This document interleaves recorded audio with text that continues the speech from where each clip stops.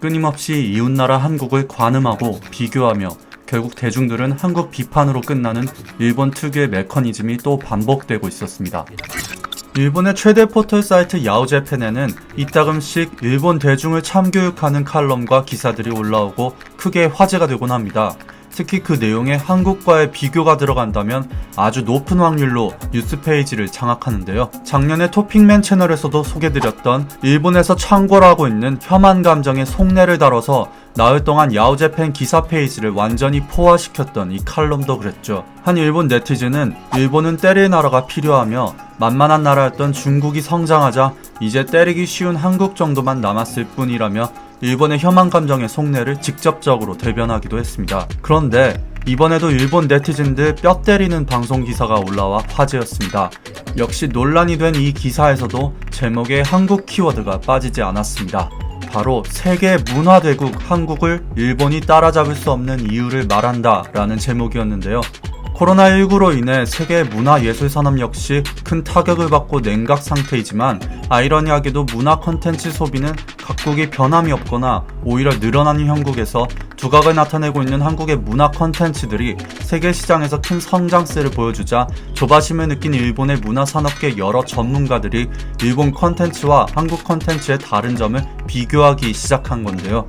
일본의 방송 매체 FNN에서 진행한 방송 인터뷰에서는 일본의 연극계를 대표하는 작가이자 연출가이기도 한 히라타 오리자가 참여해서 일본 문화 산업의 현실을 한국과 비교하며 신랄하게 지적했습니다. 그가 인터뷰에서 말한 내용의 일부를 잠깐 소개드리겠습니다. 세계 대부분의 나라와 한국은 연극과 첨단적인 컨텐츠 개발에 기초 연구할 수 있는 학교들이 많이 조성되어 있는데 반해 일본은 단 한 곳도 없다가 이제 생기기 시작했다. 특히 한국은 고교에서도 선택 과목으로 추진하고 있는 곳들이 많다. 한류 드라마나 영화가 일본 컨텐츠보다 좋은 평가를 받는 이유에는 수많은 연극 관련 학부로부터 나오는 엄청난 인재 규모에 있다. 그래서 현대극부터 사극까지 소화할 수 있는 것이다. 한국의 드라마인 사랑의 불시착은 일본에서도 인기리에 방영 중인데 한국 영화나 드라마의 특징은 조연들까지 연기력이 출중하다는 것이다. 국가 차원에서 문화예술 인재 양성을 지원해주고 있고 컨텐츠도 전략적으로 수출하고 있다. 단적인 예로 싱가포르나 말레이시아 같은 동남아 관광대국의 공항에 도착하면 한류 스타들의 화장품 광고 포스터밖에 보이지 않는다. 이렇게 컨텐츠와 인재가 다른 산업과 전략적인 세트로 소비되게끔 하는 것이다. 일본도 쿨재팬 사업 등 컨텐츠 수출에 공을 들이고 있지만 일본의 문화정책은 너무 단촐하며 즉각적으로 팔릴 것들만 만들려고 하기 때문에 세계적 코로나 신드롬으로 인한 문화산업의 재편과 변화에 있어서도 장기적으로 내실부터 다져온 한국 컨텐츠와 승부 볼 수 없다. 이런 내용으로 신랄한 비판을 이어갔습니다. 이러한 한국과의 비교와 일본의 문화 컨텐츠 산업의 본질적 문제에 대한 비판을 담은 기사는 일본 네티즌들에게 달가울 리 없었습니다. 해당 기사 페이지에만 3,000개가 넘는 코멘트들이 달렸고 베스트 댓글들의 좋아요 수만 3만 개가 넘었습니다. 또 기사가 트위터와 고찬네루와 같은 외부 사이트로도 파생되어 불을 더 지폈습니다. 일본 네티즌들의 반응 읽어드리겠습니다. 한국은 좋아하지 않는데 최근의 한국 영화는 각본과 연출, 연기 수준이 높아. 하지만 문화는 우열을 가릴 수 없는 부분인데 이 기사의 타이틀에서 한국이 문화대국이라고 설명하고 있는 부분은 너무 식견이 좁아 보인다. 자국의 문화가 얼마나 보전, 계승되었냐를 따져보면 한국은 그런 관점에서는 문화대국이 될 수 없어. 확실히 영화에 관해서는 한국 쪽이 매력적인 작품이 많아. 슬프게도 일본 영화 수준은 날이 갈수록 떨어지는 느낌이야. 애니메이션도 품질이 떨어져가고 일본의 문화는 전면적으로 위험한 상황이라고 파악된다. 최근 언론들의 한국 드라마 띄워주기는 너무 속보인다. 이태원 클럽인지 이태원 클라스인지 그거부터 시작해서 사랑의 불시착까지 가끔씩 일본의 토크쇼에서도 한국 드라마 본다는 사람이 자주 등장하고 항상 저 두 작품을 언급하지. 한국의 거리를 걷다 보면 한국 드라마는 꾸며진 느낌이란 인상을 받게 돼. 드라마에 나오던 배경들은 온데간데 없어. 그만큼 판타지를 채워넣은 드라마는 현실성이 없다는 얘기야.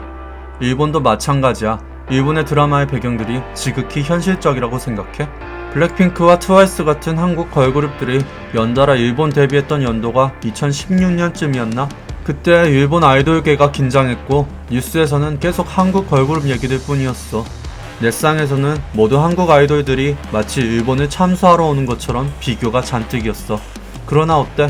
블랙핑크나 트와이스가 도쿄돔에서 공연을 하더라도 결국 더 인기 있고 더 많이 공연하는 건 일본의 아이돌들이야. 그거야 당연하잖아. 일본만의 네이티브 가수들도 아니고 그저 외국 가수들일 뿐이라고. 그리고 블랙핑크 같은 경우는 지금의 일본 가수들은 쉽게 상상도 못하는 월드 투어 일정 중에 도쿄돔이 껴있었을 뿐이야.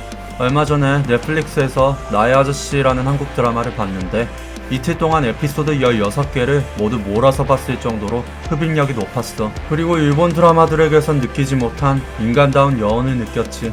항상 자기적인 가르침을 남기려는 일본 드라마들과는 달랐어. 그 여운은 엔딩을 본 지 한참 지난 지금까지도 가지고 있어. 왜 일본엔 이런 드라마가 없어졌을까? 아니, 애초에 있었나? 궁금하다. 여기 사람들 한국 드라마에 비판적인 건 알겠지만 그래도 도깨비는 꼭 보길 바래. 각본, 연출, 투자 자본 자체가 급이 달라서 상당히 재밌어. 추천해서 반신반의로 봤는데 멈출 수 없었어. 그런데 도깨비는 한국 드라마 팬들 사이에서도 평이 그저 그렇더라고. 엥? 한국이 언제부터 세계 제일의 문화대국이 된 거지? 일본의 무 사람들은 한국을 따라잡고 싶어 하지도 않아. 그걸 코로나 신드롬에 연결시키려 하는 것도 너무 얄팍한 생각이야. 그렇다면 문화 선진국인 캐나다의 태양의 서커스는 왜 도산한 건지 설명해봐. 각국 문화정책 비교 조사 보고서에서도 말하길 한국은 GDP 대비 문화진흥비의 비율이 세계에서 제일 높다고 해. 무려 프랑스보다도. 한마디로 억지로 K-팝 유행을 만드는 것이나 다름없지. 취향은 사람마다 달라. 나는 이웃국 드라마가 재밌다고 생각한 적 없어. 배우들도 다 똑같이 생긴 것 같아. 이산이라는 역사 드라마를 봤는데 그 뒤로 다 비슷한 권모술수의 진행이라서 이제 안 봐. 황실과 서민의 비현실적인 연결, 권력투쟁, 지금의 한국을 투영하고 있어. 뭐야? 일단 보긴 본 거야? 난 볼 생각조차 안 드는데. 음악만 해도 K-팝은 전 세계에서 소비되는 경향이 있지만 일본의 음악은 일본 안에서만 소비돼. 마켓 파이 차이가 있다 해도 결국 찻잔 속 태풍일 뿐이라 생각하면 그 점은 K-팝에 비해 아쉬운 점이야. 일본인끼리만 소비해도 매출이 쏠쏠하게 나오기 때문에 한국 가수들이 비행기 타고 세계 돌아다니며 프로모션하는 동안 일본 가수들은 일본에만 집중하면 되는 거야. 홍보나 마케팅 역시 옆 나라에 지고 있어. 이건 인정 안 할 수 없는 부분이야. 아무 관련 없는 사람으로서 솔직한 심정은 일본의 영화, 드라마, 음악 모든 부분에서 퀄리티가 갈수록 낮아지고 있는 건 틀림없는 사실이란 점이야. 해외 수출은 무리지. 단순하게 홍보만 서투른 게 아니야. 중국도 영상기술 부문에서 헐리우드를 바짝 추격하고 있는 시점이야. 일본의 문화산업은 오래도록 일궈온 부분이니까 비슷한 농도를 지닌 서양과 비교해야지. 특수한 상황인 아시아권, 특히 한국과 비교해선 안 돼. 일본의 내실은 문제없다 생각해.